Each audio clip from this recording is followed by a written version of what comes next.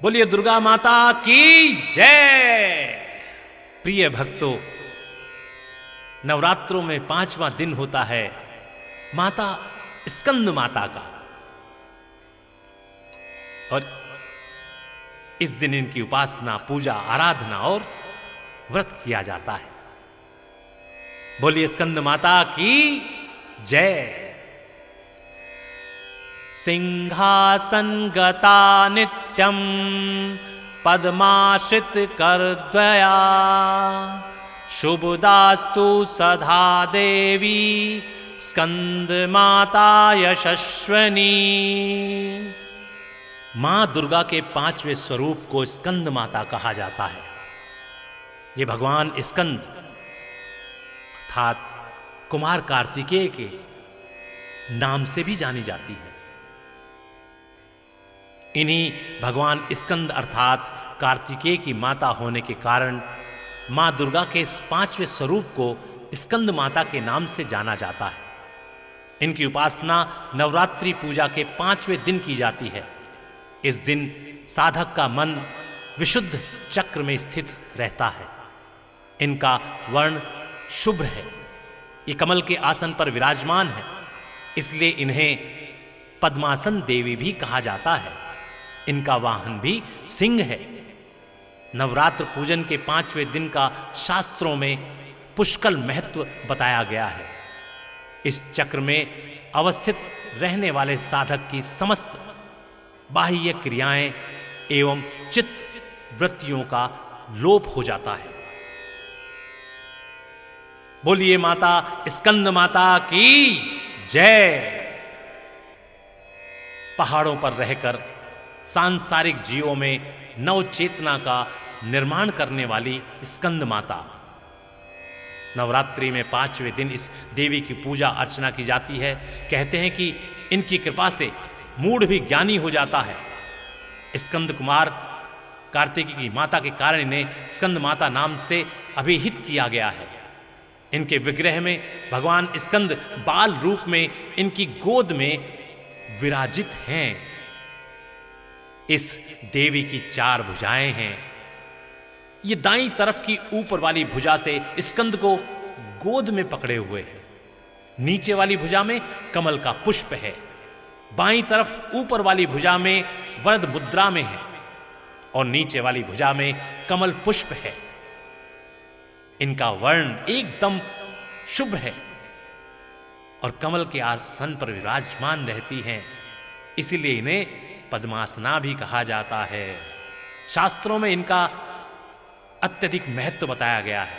इनकी उपासना से भक्त की सारी इच्छाएं पूर्ण हो जाती हैं। भक्त को मोक्ष मिलता है।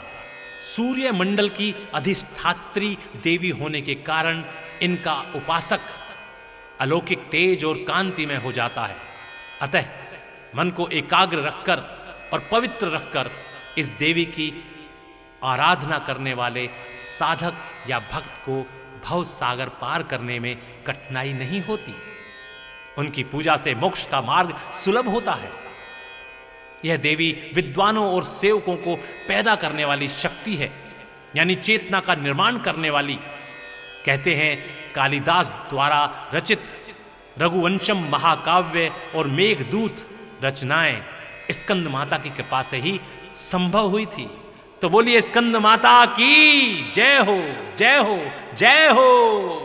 प्रिय भक्तों, नवरात्रों में 5वां दिन होता है माता स्कंद माता का, और इस दिन इनकी उपासना, पूजा, आराधना और व्रत किया जाता है। बोलिए स्कंद माता की जय। सिंहासन गता नित्यं पद्माश्रित करद्वया, शुभदास्तु सदा देवी स्कंद माता यशस्विनी। मां दुर्गा के 5वें स्वरूप को स्कंद माता कहा जाता है। ये भगवान स्कंद अर्थात कुमार कार्तिकेय के नाम से भी जानी जाती है। इन्हीं भगवान स्कंद अर्थात कार्तिकेय की माता होने के कारण माँ दुर्गा के इस पांचवें स्वरूप को स्कंद माता के नाम से जाना जाता है। इनकी उपासना नवरात्रि पूजा के 5वें दिन की जाती है। इस दिन साधक का मन विशुद्ध चक्र में स्थित रहता है। इनका वर्ण शुभ्र है। ये कमल के आसन पर विराजमान है, इसलिए इन्हें पद्मासन देवी भी कहा जाता है। इनका वाहन भी सिंह है। नवरात्र पूजन के 5वें दिन का शास्त्रों में पुष्कल महत्व बताया गया है। इस चक्र में अवस्थित रहने वाले साधक की समस्त बाह्य क्रियाएं एवं चित्त वृत्तियों का लोप हो जाता है। बोलिए माता स्कंद माता की जय। पहाड़ों पर रहकर सांसारिक जीवों में नव चेतना का निर्माण करने वाली स्कंद माता। नवरात्रि में 5वें दिन इस देवी की पूजा अर्चना की जाती है। कहते हैं कि इनकी कृपा से मूढ़ भी ज्ञानी हो जाता है। स्कंद कुमार कार्तिकी की माता के कारण इन्हें स्कंद माता नाम से अभिहित किया गया है। इनके विग्रह में भगवान स्कंद बाल रूप में इनकी गोद में विराजित हैं। इस देवी की 4 भुजाएं हैं। ये दाईं तरफ की ऊपर वाली भुजा से स्कंद को गोद में पकड़े हुए हैं। नीचे वाली भुजा में कमल का पुष्प है। बाईं तरफ ऊपर वाली भुजा में वरद मुद्रा में है और नीचे वाली भुजा में कमल पुष्प है। इनका वर्ण एकदम शुभ्र है और कमल के आसन पर विराजमान रहती हैं, इसीलिए इन्हें पद्मासना भी कहा जाता है।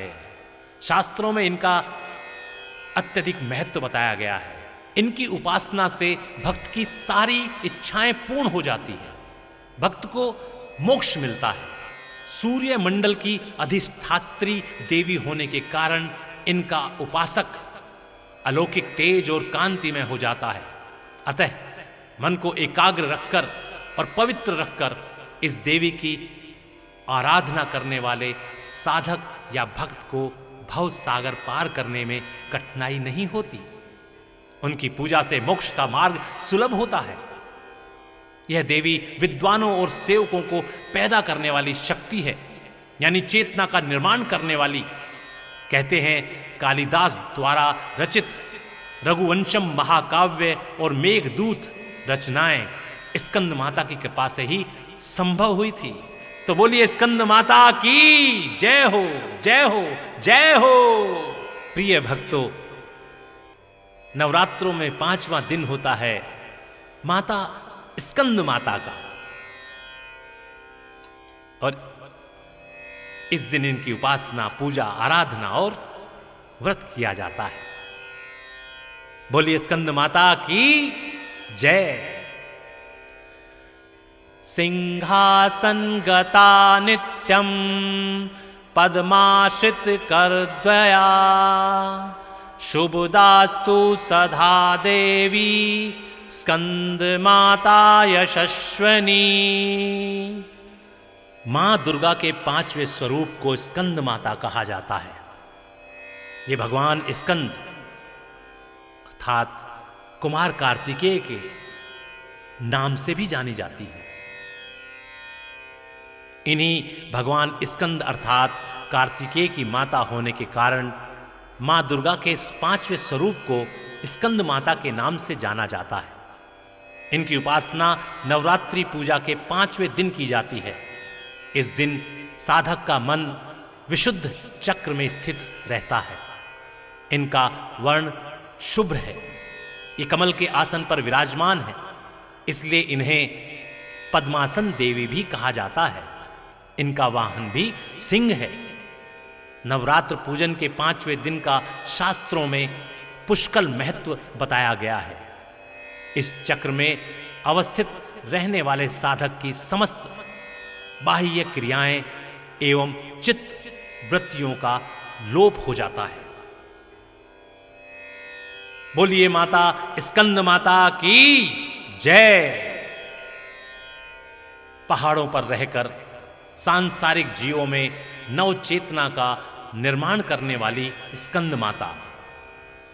नवरात्रि में 5वें दिन इस देवी की पूजा अर्चना की जाती है। कहते हैं कि इनकी कृपा से मूढ़ भी ज्ञानी हो जाता है। स्कंद कुमार कार्तिकी की माता के कारण इन्हें स्कंद माता नाम से अभिहित किया गया है। इनके विग्रह में भगवान स्कंद बाल रूप में इनकी गोद में विराजित हैं। इस देवी की 4 भुजाएं हैं। ये दाईं तरफ की ऊपर वाली भुजा से स्कंद को गोद में पकड़े हुए हैं। नीचे वाली भुजा में कमल का पुष्प है। बाईं तरफ ऊपर वाली भुजा में वरद मुद्रा में है और नीचे वाली भुजा में कमल पुष्प है। इनका वर्ण एकदम शुभ्र है और कमल के आसन पर विराजमान रहती हैं। इसीलिए इन्हें पद्मासना भी कहा जाता है। शास्त्रों में इनका अत्यधिक महत्व बताया गया है। इनकी उपासना से भक्त की सारी इच्छाएं पूर्ण हो जाती है। भक्त को मोक्ष मिलता है। सूर्य मंडल की अधिष्ठात्री देवी होने के कारण इनका उपासक अलौकिक तेज और कांति में हो जाता है। अतः मन को एकाग्र रखकर और पवित्र रखकर इस देवी की आराधना करने वाले साधक या भक्त को भव सागर पार करने में कठिनाई नहीं होती। उनकी पूजा से मोक्ष का मार्ग सुलभ होता है। यह देवी विद्वानों और सेवकों को पैदा करने वाली शक्ति है, यानी चेतना का निर्माण करने वाली। कहते हैं कालिदास द्वारा रचित रघुवंशम महाकाव्य और मेघदूत रचनाएं स्कंद माता की कृपा से ही संभव हुई थी। तो बोलिए स्कंद माता की जय हो, जय हो, जय हो।